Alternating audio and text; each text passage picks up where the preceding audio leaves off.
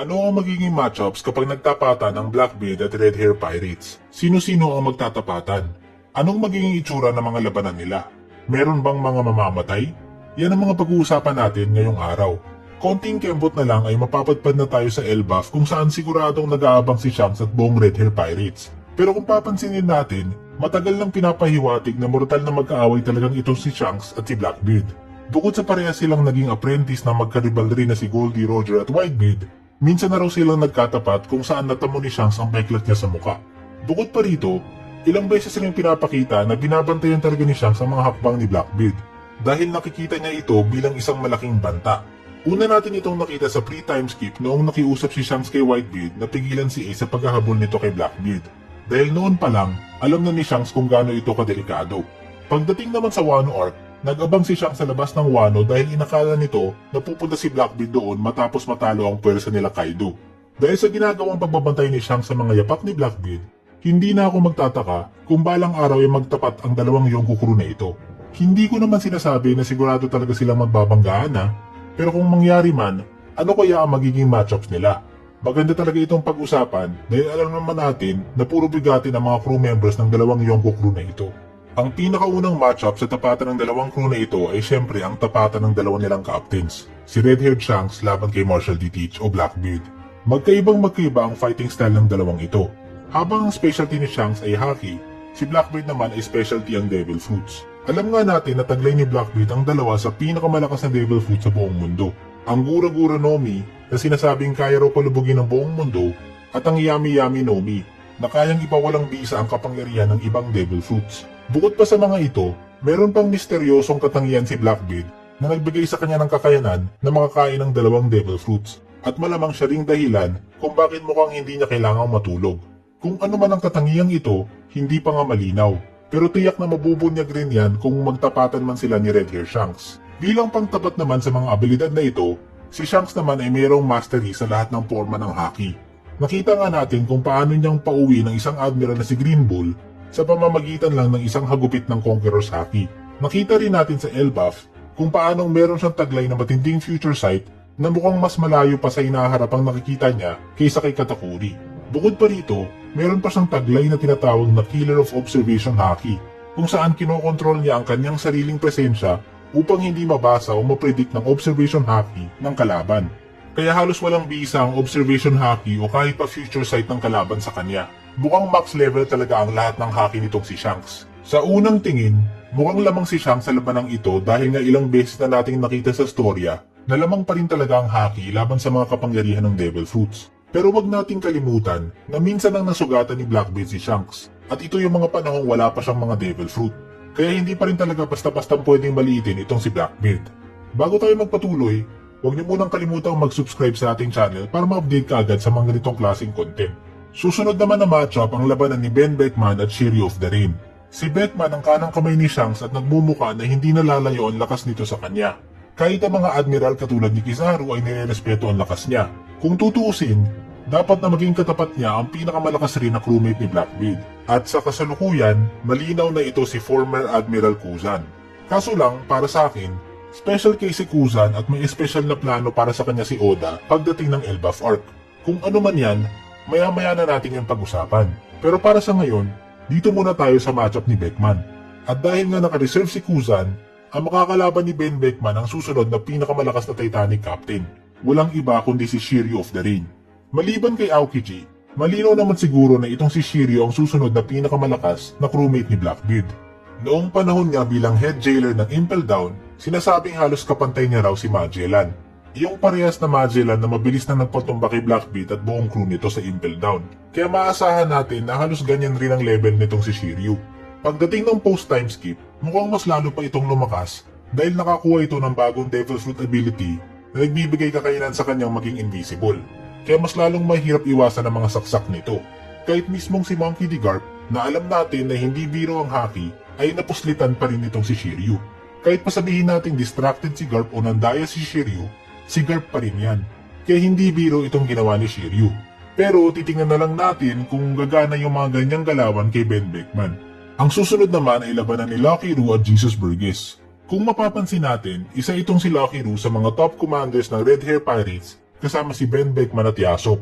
Dahil sila yung kadalasan nating nakikitang nakadikit lagi kay Shanks. Kaya hindi na nakakagulat na makakatapat rin ito ang isa sa mga top commanders ni Blackbeard. Bukod sa isa si Jesus Burgess sa mga pinakaunang crew members ni Blackbeard, nakasama niya na simula pa lang ng Jaya Island arc, ito rin ang captain ng first ship niya. Kaya alam natin na isa ito sa mga top commanders niya. Medyo magkahubog rin ang katawan itong dalawa dahil parehas nga silang malaman. Pero ang pinagkaiba, strength o lakas ang main specialty nitong si Jesus Burgess. Dahil meron nga siyang strong fruit na nagbigay sa kanya ng matinding lakas na kayang buhatin maging mga bundok. Si Lucky Roo naman ay medyo speed ang specialty kung saan mabilis niyang pinapaikot ang kanyang katawan at mabilis na gumagulong upang banggain ang mga kalaban na tila isang bowling ball. Kaya magiging strength versus speed ang labanan ng dalawang bilog na ito. Ang susunod naman ay labanan ng dalawang snipers, Van Ogre versus Yasop. Alam natin na isa si Yasop sa mga pinakatanyag at malakas na sniper sa buong mundo. Sa sobrang sikat niya, si Shanks pa mismo naghanap sa kanya upang i-recruit sa crew nito. Bukod sa hindi raw ito nagmimintis, nagtataglay rin ito ng nickname na Chaser, na para bang wala ka na talagang takas kapag tinarget ka na niya. Asahan na lang natin na matindi ang observation hacking ito na malamang mas matindi pa sa pinamalas na malawak na range na observation hacking ni Usopp sa Dressrosa. Pero itong kalaban naman niya ay hindi rin basta-basta lang na sniper. Minsan na nating nakita yung sniping skills ni Van Ogre noong bumaril siya ng mga ibon mula sa isang malayong island. Pero ngayon ay mas lumakas pa siya dahil meron na siyang taglay na warp fruit kung saan kaya niyang i-teleport ang sarili niya at maging ibang tao. Kaya magugulat ka na lang na kung saan susulpot itong si Van Ogre upang barilin ka. At mas malala pa, baka nga kaya niya pang i-teleport yung mismong mga bala niya. Kaya kung sino man ang mga kalaban niya, tiyak na kakailanganin nito ng matinding observation haki upang ma-detect at maiwasan ang mga bala ni Van Ogre. Ang susunod naman na matchup ay tapatan ni Lime Juice at Lafitte. Meron daw kakayahan itong si Lime Juice na maglakad sa ere kagaya na lang ng airwalk ni Sanji o Geppo ng CP9.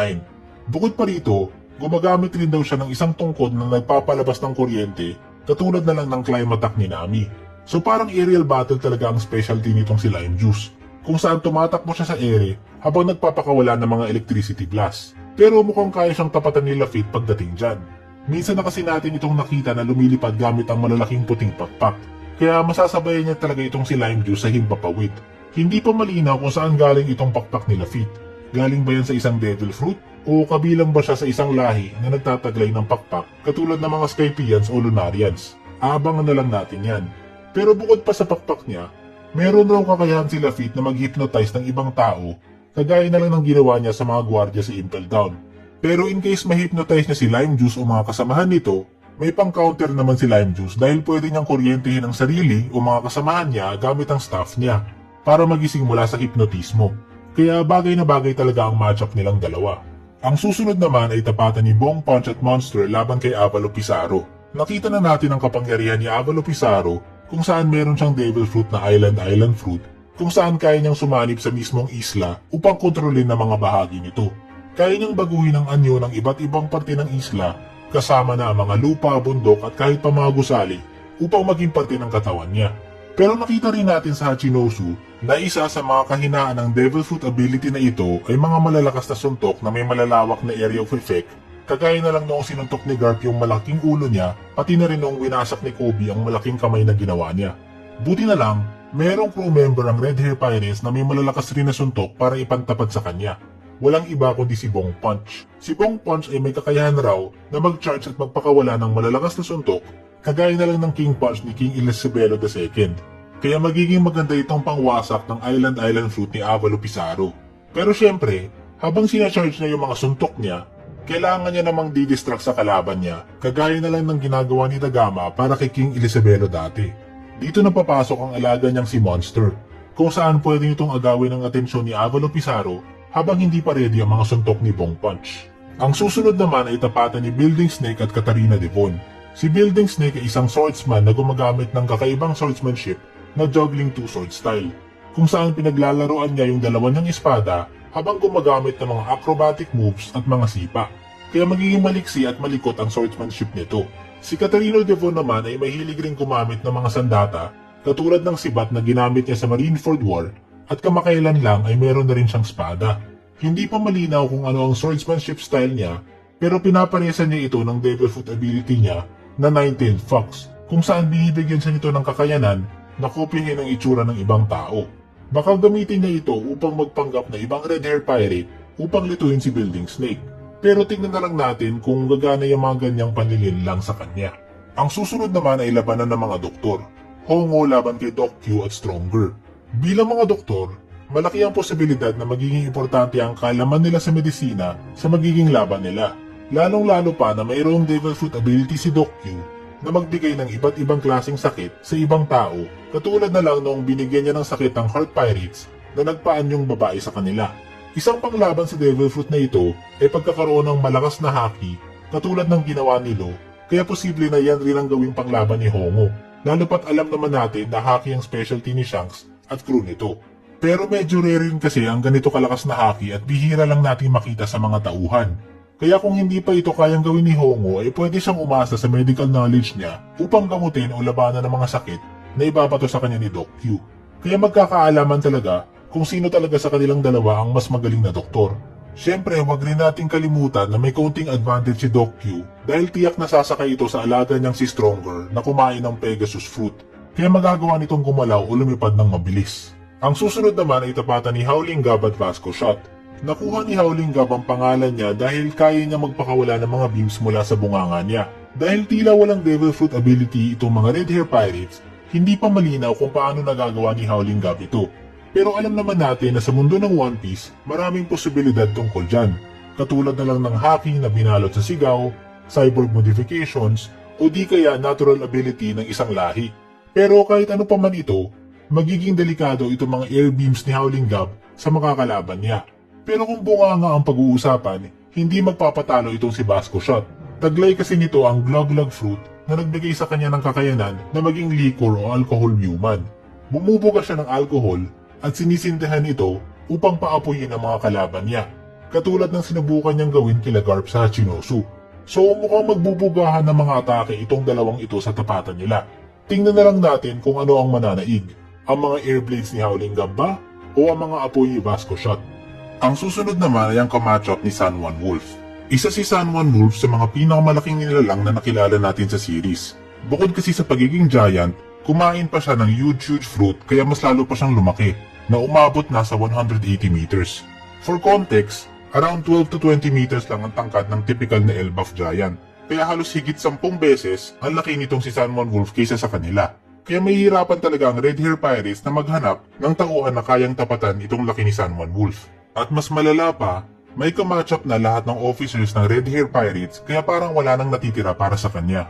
Pero tandaan natin na hindi naman nag-iisa ang Red Hair Pirates at marami silang allies na handang tumulong sa kanila. Kagaya rin ng Straw Hats na nakakatanggap rin naman ng tulong mula sa iba nilang allies kapag lumalaban sa ibang pirate crew. Kaya sa tingin ko, ganyan rin ang mangyayari dito. At sino pa ba ang angkop na tumapat sa isang higante, kundi ibang higante rin? Dito na nga papasok sila Dory at Brogy, ang mga captain ng Giant Warrior Pirates. Kita naman natin kung gaano sila kalapit kila Shanks at tumulong pa nga sa laban nito kontra Kid Pirates. Kaya sa tingin ko, tutulong rin sila lalo na kapag nilusob rin ni Blackbeard ang Elbaf. Kahit dalawa na sila, lugi pa rin sila dahil higit ang laki nitong si San Juan Wolf na halos 180 meter ang taas habang nasa 22 meters lang sila Dory at Brogy. Pero hindi naman magpapatalo sa puso at battle experience ang dalawang giant captains na ito. Ang huli naman ay ang kamatchup ng 10 Titanic Captain, si former Admiral Kuzan. Nabanggit ko nga kanina na special case siya. Nasabi ko ito dahil kagaya ni San Juan Wolf, hindi rin Red Hair Pirate ang mga kamatchup niya. So sino kaya? Sino pa ba ang tauhan na may koneksyon sa Red Hair Pirates at may history rin kay Kuzan? Sino pa ba kundi si former Vice Admiral Jaguar de Sol? Tandaan natin na nasa Elbaf rin siya kung saan inipon niya at binabantayan ng mga librong naiwan ng O'Hara. Kaya kung sugurin man ng Blackbeard Pirates ang Elbaf, ay siguradong tutulong itong si Sol sa laban. Lilinawin ko lang ha, hindi ko naman sinasabi na maglalaban hanggang kamatayan itong dalawang ito. Sa totoo lang, marami pa tayong hindi alam tungkol sa totoong motibo at plano ni Kuzan sa pagsali niya sa Blackbeard Pirates. Kaya wala talagang kasiguraduhan tungkol sa mga galaw niya sa hinaharap. Pero ang sinasabi ko lang, kung maglaban man ng Red Hair at Blackbeard Pirates, sila yung nakikita kong magkakatapat. Alam naman natin kung gaano kahilig si Oda sa mga dramatic reunion. Ngayon kung mag-uusap ba muna sila o magpapatayan, aabangan na lang natin yan. So ano, sang-ayon ka ba sa mga matchups natin? O iba ba ang opinion mo? Sa tingin mo ba maglalaban talaga ang dalawang crew na ito? I-comment mo na lang yan sa baba. Kung gusto mo namang malaman kung ano ang magiging matchups kung Straw Hat at Red Hair Pirates naman ang magbabanggaan, panoorin mo na rin ang video natin tungkol dyan.